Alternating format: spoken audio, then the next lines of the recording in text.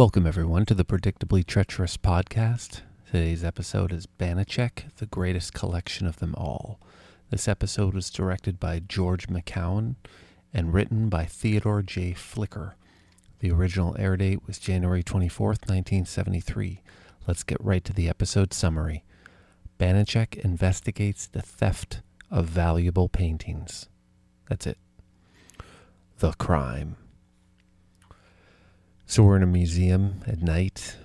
A group of people are watching some workmen pack up some French Impressionist paintings into crates. I'm not exactly sure if they're real French Impressionist paintings, but they're Impressionist in vein anyway. They're in that style, and they're worth a lot of money. The crates are locked and loaded. Lock and load, Jack. Onto a truck belonging to Trotter Van Lines.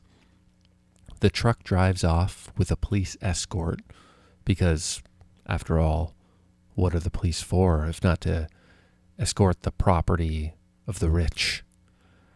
So when it arrives at the Boston Museum, the convoy that is, the Boston Museum of Art, the crates are unpacked and they're empty.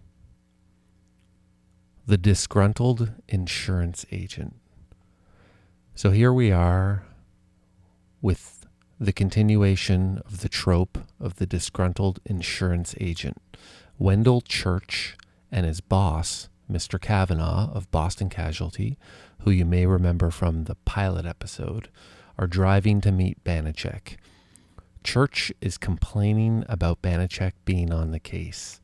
This trope is getting extremely old. Some of the tropes I like. I don't want to be a hypocrite here. I like the J trope and a few other things. But this one is getting old and tired. When they arrive where Banacek is, he is fencing in a fencing studio with some foreign dignitary. I mean, good Lord. The ladies' man. So now at the museum, a cop is telling Banacek what happened. He's the captain from RoboCop. You listen to me, you asshole! You're talking about shutting down a major metropolitan police force. Without cops, this city would tear itself apart. You may remember him. Banacek is introduced to Gloria Hamilton, who is in charge of the move. He takes her out for breakfast to a restaurant called Steak Joint. That's a great name. And he gets her side of the story. So at breakfast, he makes his usual impression on ladies, and she calls him, quote, chauvinistic, patronizing, and probably lecherous, which was a great line. Jay's bogus theory. So here we are, we're bringing back Jay's bogus theory. Let's listen to the clip. Mr. Banacek, I've been thinking about this case. I was afraid you might do that. I got the answer. Acid. You mean the drivers were taking it? No, not that kind. I mean, the velvet linings inside those cases, they were soaked in some sort of acid. Now, the acid ate up all the paintings, the canvas, everything. Well, even the frames? Well, sure, why not? Look, you can get acid today that's strong enough to eat anything. Except velvet, right? Yeah, except velvet. Why are we going to the police automobile compound? We're going to see what's left of that truck. What do you mean, what's left of it? Whatever your acid didn't eat away.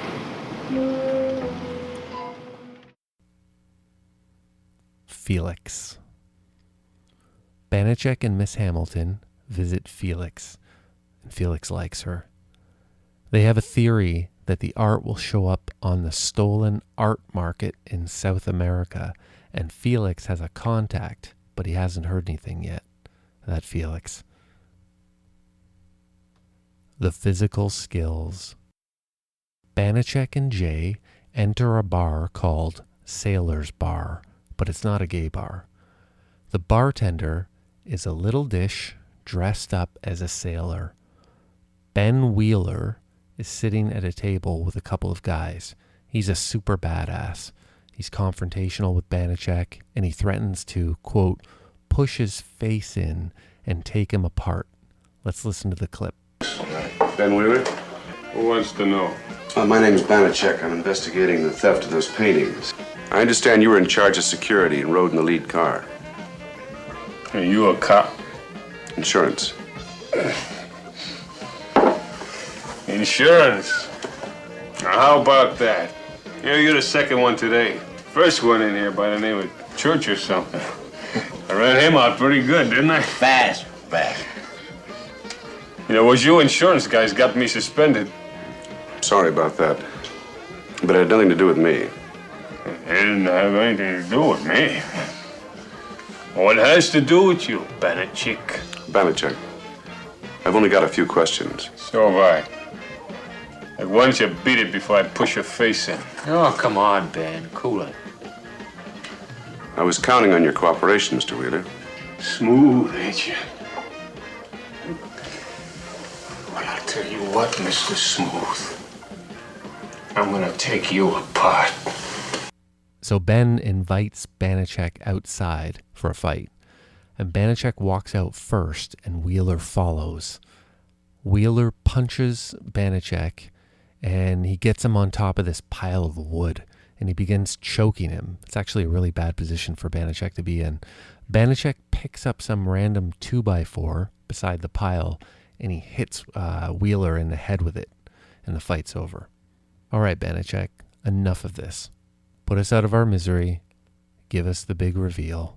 Larry Casey was a very unhappy man. He was being forced into a retirement he couldn't afford, so Trotter had no problem recruiting him. A little fooling with the computers and a truck simply disappeared for a while, and when they finished their modifications, the truck suddenly reappeared and with Larry Casey's help was reassigned to carry the paintings from New York to Boston. It was a 3-vehicle convoy. They had rigged the back window of the cab to open, and a front panel of the trailer had been hinged to swing open too. How did they get the paintings out? They didn't. They left them in the trailer. But we were here when it was opened. What does the inside of a trailer look like? Empty. Wooden sides, plywood, I think. Right. And the outside? Metal. Which allowed them to create a small space in between. They'd modified the inside panels. The painting crates were strapped in the center of the truck, allowing plenty of room for the thieves to carry out their plan. They merely removed the pre-rigged panels and stashed the pictures inside, still wrapped in their protective coverings. What happened was they'd planted a duplicate truck around the corner. It carried the same serial number and plates. All that was needed was for the two drivers, Katz and Davis, to hop out of the rigged truck and into the innocent one, which had already been revved up by Larry Casey. By the way, it was probably Casey who drove the rigged truck into the warehouse. You see, magicians fool the eye by keeping it focused on one hand while they do their trick with the other. So, when the guards came around the corner, they were looking for the huge Trotter truck. And that's exactly what they saw, straight ahead of them, and they pulled it over. After they'd passed by the warehouse, Larry had all the time in the world to slide the door shut and swing the gate closed. Okay, I want to give a shout out to the Polish proverb in this episode. Now, I can't remember where it is exactly, but what it says is, a wise man never tries to warm himself in front of a painting of a fire. It's too bad I don't remember where it is because that's a pretty good one. Now, I don't know if it has any real relevance on the plot exactly, but it's about paintings and it's kind of witty and interesting. And I bet it was pretty good. And I'm kind of embarrassed that I can't remember where it is. I actually searched through the episode and I was like, where is it? I had it written down, but I can't find it. That's poor podcasting.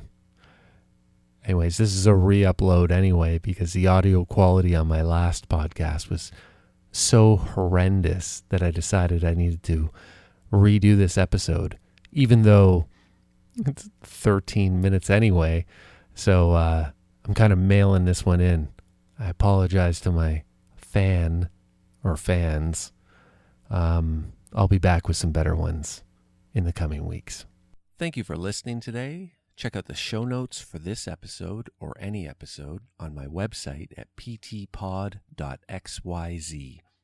The show notes contain the links to all my sources and products that were referenced in the episode. You can write a glowing review of my podcast on iTunes or Google Play. There are handy-dandy links in the menu on my website at ptpod.xyz. And you can support me on Patreon at patreon.com/ PTPod. The intro music for today's episode was Sweeter Vermouth, courtesy of Kevin MacLeod at Incompetech.com. Check out the link in the show notes.